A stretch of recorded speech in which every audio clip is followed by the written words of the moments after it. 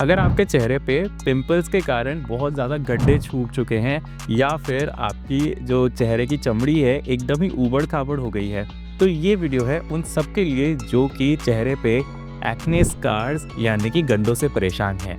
नमस्ते एवरीवन, मेरा नाम है डॉक्टर शिवम गोयल। मैं एक कंसल्टेंट डर्मेटोलॉजिस्ट हूँ और आज इस वीडियो में मैं आपको बताऊंगा कि चेहरे पे जो गड्ढे होते हैं उसका हम क्या-क्या इलाज कर सकते हैं और उससे कैसे आप बच सकते हैं। इस वीडियो को चालू करने से पहले मैं सभी को रिक्वेस्ट करूंगा कि आप हमारे चैनल को ज़रूर से सब्सक्राइब कीजिए ताकि हम नए वीडियोस बना के आपको चमड़ी और बालों संबंधित जो प्रॉब्लम्स होती है उसकी सही जानकारी आपको दे सकें। पहले स्टार्ट करते हैं कि एक्ने स्कार्स एक्चुअल में होते क्या हैं।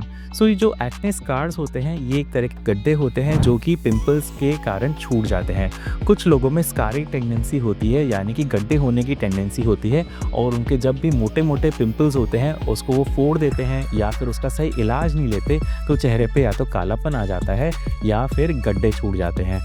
जिन लोगों में ये स्कारिंग टेंडेंसी ज़्यादा होती है तो उनके चेहरे पे बहुत ही ज़्यादा मोटे मोटे गड्ढे हो जाते हैं। तो ये गड्ढे भी दो तरह के होते हैं, या तो होते हैं वो एट्रोफिक यानी कि वो नीचे धंस जाते हैं, या फिर होते हैं हाइपरट्रोफिक स्कार जिसमें कि चमड़ी ही एक्स्ट्रा आ जाती है और वो ऊपर की तरफ उभार लेने लग जाती है। ये जो एट्रोफिक स्कार्स मैं आपको बता रहा हूँ ये भी कई अलग अलग तरह के होते हैं। इसमें होते हैं रोलिंग टाइप ऑफ स्कार्स, एक होते हैं बॉक्स स्कार्स और एक पिन पॉइंट जो होते हैं वो होते हैं आइस पिक स्कार्स। ये अलग अलग टाइप के गड्ढे होते हैं जो कि किसी भी एक इंसान में तीनों तरह के गड्ढे मिल सकते हैं और साथ के साथ इसमें हाइपरट्रोफिक स्कार्स भी कभी कभार हो सकते हैं स्किन के ऊपर। ये जो गड्ढे होते हैं ये होता है एक्सेसिव कोलेजन बैंड्स के फॉर्मेशन से, जो कि चमड़ी की जो नीचे वाली लेयर होती है उसके अंदर डेवलप हो जाते हैं। और ये जब ऐसे फाइब्रोटिक बैंड्स जो कोलेजन के बन जाते हैं उसकी वजह से चमड़ी हमारी नीचे खिसक जाती है और जो हमारे ऊपर की जो स्किन होती है, फेशियल स्किन, वो ऊबड़ खाबड़ दिखने लग जाती है और वो समतल नहीं दिखती। ये जो प्रॉब्लम होती है इसको हम कहते हैं एक्ने स्कार्स और इसका जो ट्रीटमेंट होता है मैं बताऊंगा आपको वीडियो के नेक्स्ट सेक्शन में। बहुत लोग मुझसे पूछते हैं कि एक्ने स्कार्स हम कैसे ठीक कर सकते हैं घर पे। एक्ने स्कार्स को एक्चुअल में आप घर पे कोई भी तरह की क्रीम या कोई होममेड पैक या फेस पैक से आप ठीक नहीं कर सकते। इसका सिर्फ और सिर्फ क्लिनिक ट्रीटमेंट्स ही होते हैं और क्लिनिक बेस्ड ट्रीटमेंट से ही आपको एक्चुअली में रिजल्ट मिलता है। ऐसा क्यों होता है? जैसे कि मैंने आपको बताया कि एक्ने स्कार्स जो होते हैं वो कोलेजन के फाइब्रोटिक बैंड्स के डेवलप होने से होते हैं जो कि स्किन की निचली सतह पे डेवलप हो जाते हैं और इसको हमें ब्रेक करना बहुत ज़रूरी होता है ताकि वहाँ पे नई स्किन बन के आपकी जो स्किन है रीसर्फेसिंग हो, वहाँ पे कोलेजन रीमॉडलिंग हो और आपके जो वापस से जो नई स्किन आ रही है वो स्मूदन आउट हो। ये जो प्रोसेस होता है इसमें हमें एनर्जी डिलीवर करनी होती है स्किन की निचली लेयर पे ताकि ये फाइब्रोटिक बैंड्स ब्रेक हो सके और आपकी स्किन नॉर्मल हो सके। इसके लिए हम कई तरह की एनर्जी बेस्ड डिवाइसेस को यूज़ करते हैं जिसको हम लेज़र्स के माध्यम से करते हैं या फिर कोई और डिवाइसेस भी। लेज़र्स इसमें मेनली हम अर्बियम लेज़र यूज़ करते हैं या फिर हाईली वर्सेटाइल एक लेज़र होती है उसको कहते हैं हम फ्रैक्शनल CO2 लेज़र। इन लेज़र्स के माध्यम से हम इसमें एनर्जी डिलीवर करते हैं at various levels of the skin जिससे कि ये फाइब्रोटिक बैंड्स ब्रेक हो सकें। इसके अलावा हम इसमें micro needling radio frequency procedure भी करते हैं जिसके अंदर हम माइक्रो नीडल्स के थ्रू हम स्किन के डीपर लेयर्स पे हीट एनर्जी डिलीवर करते हैं और उसके साथ हम इसमें सब्सिजन प्रोसीजर भी करते हैं जिससे कि हम एक कैनुला या फिर एक लिबरेटर के थ्रू हम वहाँ पे स्किन के निचली लेयर्स पे जाके उसके स्किन के जो बैंड्स होते हैं उसको ब्रेक करते हैं। इसके पहले भी हम कई अलग अलग प्रोसीजर्स पहले यूज़ करते थे जिसके अंदर हम इसमें पंच एक्सिजन करते थे, इसमें हम जो होता है TCA क्रॉस जैसे प्रोसीजर्स यूज़ करते थे जिससे कि हम जो स्पेसिफिक जो स्कार्ड एरिया है उसको हम ट्रीट कर सकते थे।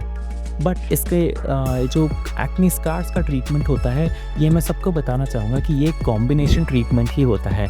जैसे कि मैंने आपको बताया कि हर इंसान के चेहरे पे अलग अलग टाइप के स्कार्स हो सकते हैं जैसे कि रोलिंग स्कार्स, बॉक्स स्कार्स और आइस पिक स्कार्स। ये हर स्कार जो होता है ये उसका ट्रीटमेंट भी अलग अलग हो सकता है और इसमें हमेशा हमें combination of different machines, different lasers का करना पड़ता है ताकि हम बेस्ट रिजल्ट्स डिलीवर कर पाएँ। सो एक्ने स्कार्स के जो ट्रीटमेंट होता है ये यूजुअली हमें सेशंस में ही करना होता है और कभी कभार ऑन एन एवरेज हमें इसमें 6 to 8 सेशंस लग जाते हैं and that too within a gap of 1 to 1.5 months. सो ये जो प्रोसीजर होता है ये स्लोली स्किन को हील करता है, रीसर्फेस करता है एंड इसको करने में हमें हमेशा एक लंबा ड्यूरेशन ही लेना पड़ता है और इसमें काफ़ी टाइम गैप लेके हमें करना पड़ता है स्किन को हील। सो ये जो प्रोसीजर्स होते हैं ये यूजुअली हम अलग अलग मशीन्स को कंबाइन करके करते हैं, like a fractional CO2 laser, an MNRF machine, micro needling therapy, platelet rich plasma therapy and even subcision procedures. इसके अलावा जो डेडिकेटेड प्रोसीजर्स होते हैं like a punch excision, TCA cross, ये भी हम इसमें कंबाइन कर सकते हैं फॉर द बेस्ट रिजल्ट्स। आप एक्ने स्कार से घर पे कैसे बच सकते हैं? सो फर्स्ट ऑफ ऑल, अगर आपके एक्ने की प्रॉब्लम है तो उसे आपको बढ़ने नहीं देना है और आपको उसका सही इलाज लेना बहुत ज़रूरी है ताकि आपका चेहरा एक्ने से ख़राब ना हो और फर्दर आपके स्कारिंग की प्रॉब्लम ना हो।